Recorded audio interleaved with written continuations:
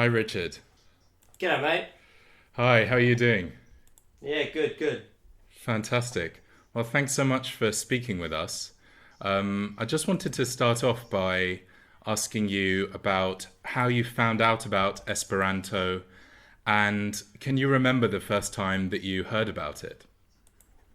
Yeah. So I was at work, and it was during a break, and for several years, on and off, I had been trying to learn new languages. So I tried French, I tried Japanese, but nothing really stuck. Like nothing drew my interest. And one day I was on Wikipedia, and I was just reading about languages in general, and I stumbled across something that said international languages. So I was like, oh, okay. I assumed it was just English. So I clicked on that and I found out that there was actually a whole field of designed languages designed to solve the international language problem. And it was through going through those links that I basically found out that the only serious attempt and the only one that has like a large speaker base was Esperanto. So I thought I'd give it a try, and I did a couple of lessons, and I figured that wow, I could actually speak a little bit of this after a few hours of effort. So I just kept going down that path basically. Great. So that's what made you want to learn it to be able to communicate with other people more easily? More just to prove to myself that I'm not stupid and I can learn another language. Okay, So I great. picked the easiest. And do you speak any other languages as well? Well, I speak conversational Mandarin now because my wife is Chinese. So I guess I've kind of proved it to myself after all in the end. But yeah. Great. Could you tell me a little bit about what Esperanto is and how it's different from other languages? Okay, so Esperanto is a designed language. It first appeared in 1887 as a booklet, and basically it was designed to be an easy to learn language that took on aspects of the different international languages at the time, which was like French, Latin, German, English, some Russian, and a bunch of other languages of Europe, because that was basically the center of the world at the time, at least according to the Europeans. And it wanted to be just easy because at the time people were like, well, if you want science, you go to German. If you want diplomacy, you go to French. And if you want to speak to your local citizens, you go Russian or Polish. So everyone had to learn like a bunch of languages. And what was also happening is people were sticking to their language groups, and there was a lot of fighting between the language groups. So the person who created Esperanto, or I suppose like started this whole language, his name was Zamenhof, and he figured, look, if everyone had the same language, maybe there'd be a chance of us not fighting so much. So he created something that was easy to learn, and it was international in a sense. It wouldn't take sides realistically, and it would be something that would help bring people together. So that was basically it. Okay. And where was Zamenhof from? Okay, so he was from Poland, which at the Uh-huh. time was part of Russia. And in the town where he was living, I think like in his family, he spoke Russian, Yiddish. He also had to learn Hebrew because he was Jewish, and then there was also German that he had to learn, and he had to learn Latin, French. So he had a whole heap of languages under his belt. Okay. So Esperanto is a bit of a mix of lots of different languages. Yes, so originally, like the core of Esperanto, because it's been like over 130 years or so much, it has evolved quite a bit. So the core part of Esperanto was like 70% came from Romance languages. So your French, your Spanish, your Latin, primarily Latin, because Latin was the prestigious language. So the core of Esperanto is basically like an easy Latin in a sense. But as it evolved over time, it started taking on grammatical aspects from other languages. So it started taking on like grammatical aspects from East Asian languages, just because they seem to fit more naturally with how the grammar of Esperanto works. And then with the rise of English, a lot of the new vocab for like computers and all this type of stuff, all technology, is now taken from English. So at the heart, it's like Latin with a layer of French, with a kind of East Asian, I suppose, feel, and then English piled on top. Wow, okay. So when there are new words that are added, they tend to come from English, do they? It depends. So in the Esperanto community, because there's no like real one person who can say this is how it is, it kind of just naturally evolves, just like English or any language. So a good example is the word for computer. So when computers first came into existence, people were like, some people started following English and they said computero. Some people started following kind of like an English but with a mixture of kind of a Latin ending, which was like computaro. But what ended up happening in the end is people started taking computi, which meant to calculate at the time, and adding a suffix, which is illo, and making computillo, so that you wouldn't learn a completely new word, you just use pre-existing roots. So sometimes it takes directly from English, sometimes it takes from within the language and just like reinvents itself, or sometimes it's kind of a mixture of both. Okay, that's really interesting. So there's no authority that decides on whether a new word can be approved or not. It's just done in a pretty natural way. Well, in the Esperanto community, it's pretty natural. There's like something that's called La Academia de Esperanto, the Academy of Esperanto. It's like the French Academy. They say this is how it should be, and if everyone already agrees, then they go, yeah, okay. But if everyone disagrees already, they're like, yeah, we're not listening. So And there have been some, sorry, have there been some examples of that when people have rebelled against the official word that's been introduced? Yes, so there has been examples. A good one is going back to computer. So there was a lot of debate at the beginning about what word to use here and there, and people had their own preferences. And the Academy went, okay, we're just going to officialize computero. And then after that, computillo, which is the inbuilt one, started taking over, and then they're just like, okay, we just give up. But the Academy and those types of grammatical institutions, they were a lot more relevant in the early Esperanto period, but nowadays, because it's such a large language spoken all over the world, and there's a lot of speakers, there is no one governing body. There's like different influences, basically. And are there different versions of Esperanto, or is it completely the same no matter where you are in the world? I guess there's the same Esperanto across the entire world, but you will get localized slang of Esperanto, and then you also got like intergenerational slang type of thing. You know, like certain things belong to one generation and not another, and then they disappear and they come back. But the core of Esperanto, I could easily go to China or Japan or Brazil and speak with like a proficient Esperanto speaker, no problem. Okay, that's really interesting. And could you tell me about how Esperanto speakers speak to each other? Because you live in Sydney, right? I guess Yes. there aren't a lot of Esperanto speakers in Sydney. There's actually a fair few. I'd say there's probably like 100 plus that I know about. Okay. There's more than that. Realistically, okay, so most of my friends are Esperanto speakers just because that was kind of the group I first met up with when I came to Sydney. So, like, pretty much my entire friend circle are Esperanto speakers here, so it's not a problem for me. I think the only person who doesn't speak Esperanto is my wife, but she knows what I'm talking about, so that's enough. But yeah, it's not an issue here. In any major city, you're going to find a couple of hundred speakers, no problem. So is there some kind of network that you use when you go to a new place to find out who the Esperanto speakers are and how to connect with them? There's many different ways. So like, there's good old Facebook, there's Twitter, there's like local associations that exist.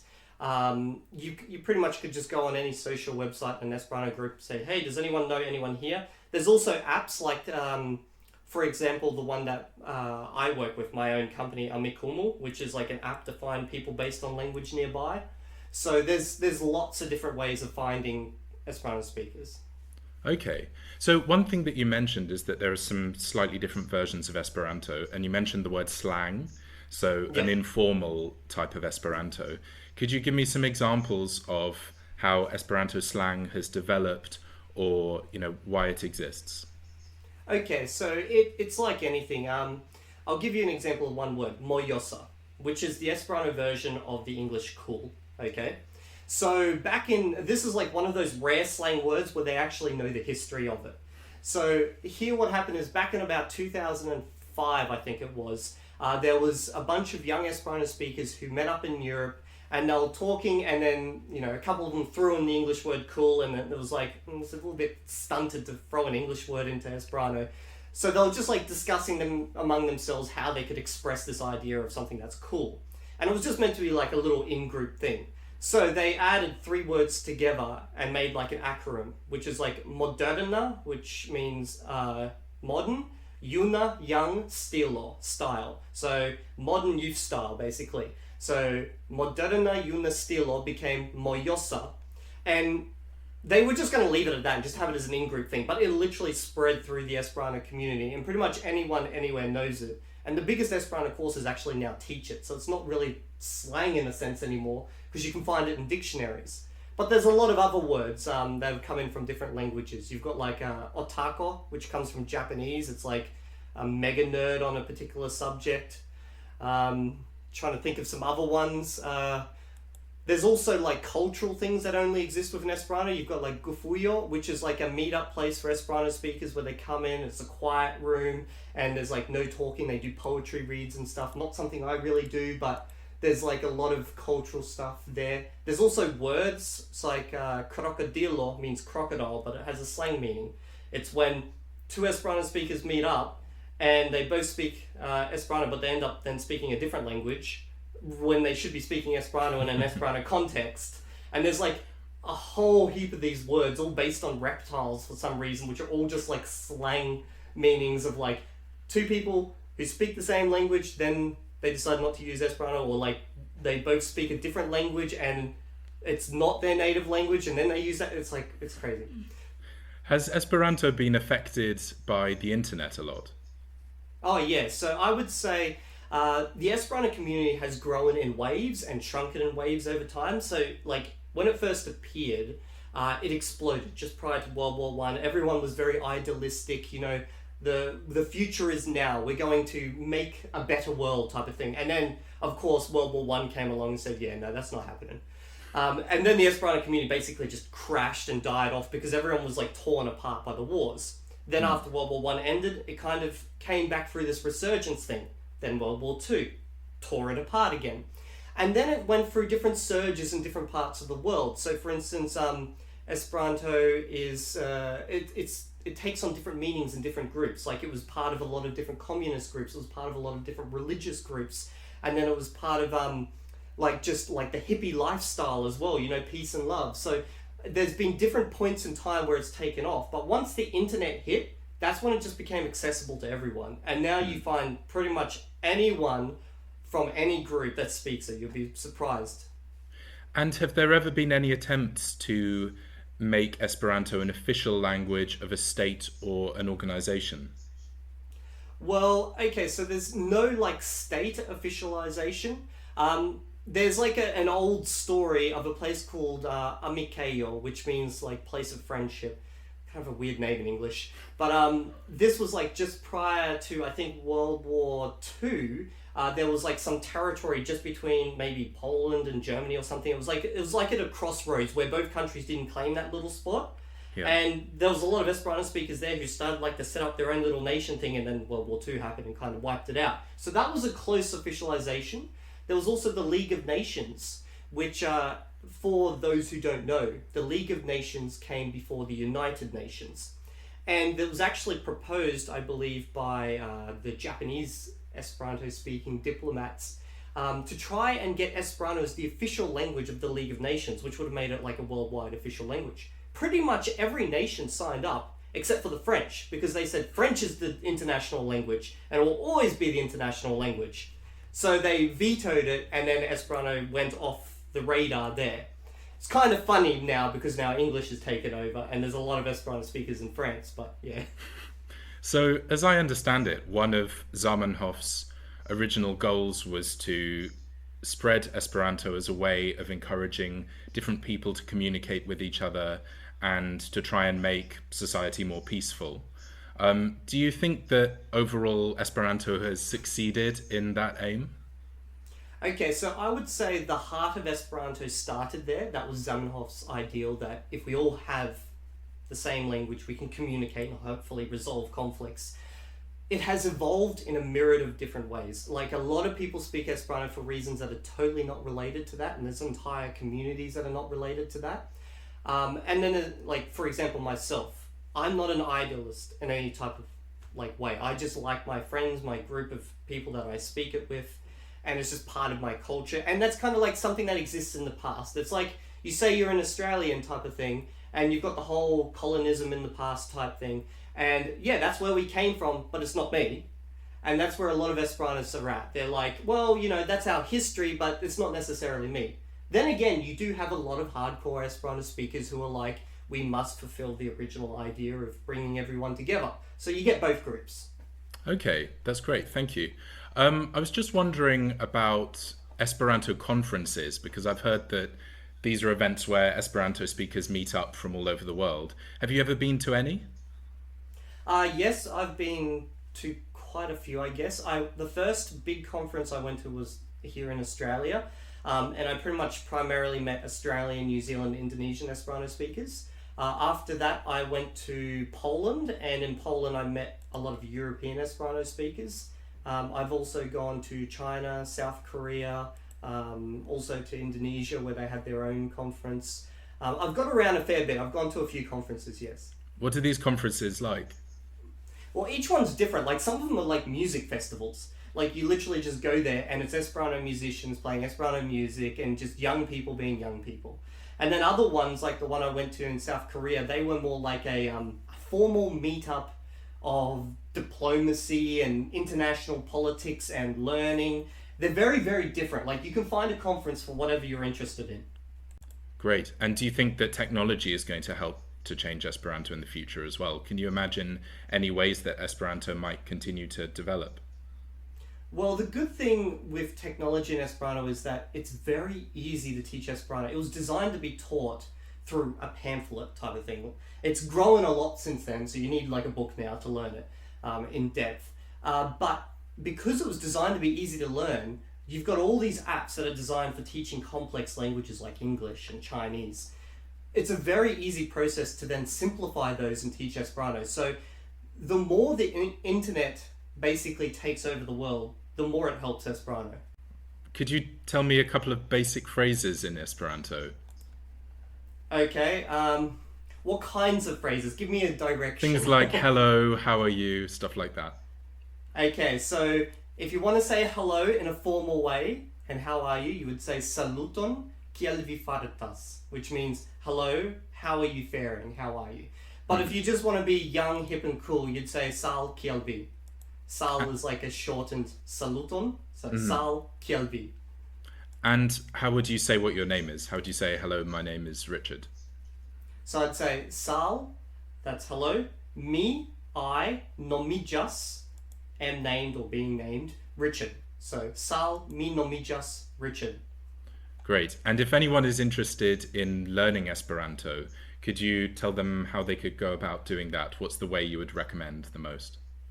Okay, so it depends on your learning style, but the websites I recommend, or the apps and websites, the app Duolingo has a great course for learning Esperanto. It will give you the recordings there are from really proficient speakers, and it goes quite in depth, and it's available in a few languages. If you're more like the book type and you like the grammar and getting into it, then there's a great website that's called learnu.net, and that's LERNU. And either of those two, great starting. And as soon as you get into those, they actually both recommend further resources you can take. Great. And would you like to tell people how they can find your videos and find out about you on YouTube? Okay, so a little bit of warning. I'm a Esperanto vlogger, so I make random videos in Esperanto. Basically just about my daily life, my gripes. Recently there's been a lot of gripes. And I just like randomly chat, but I also go to these conferences we spoke about and I film them. So if you want to follow me and not understand a word I'm saying, but just like nod a lot, you can go to YouTube and search for Evildea. That's Evildea, and you'll find my YouTube channel. Fantastic. Richard, thank you so much for speaking to us today. No problem, mate. All right, take care. Bye-bye. See ya.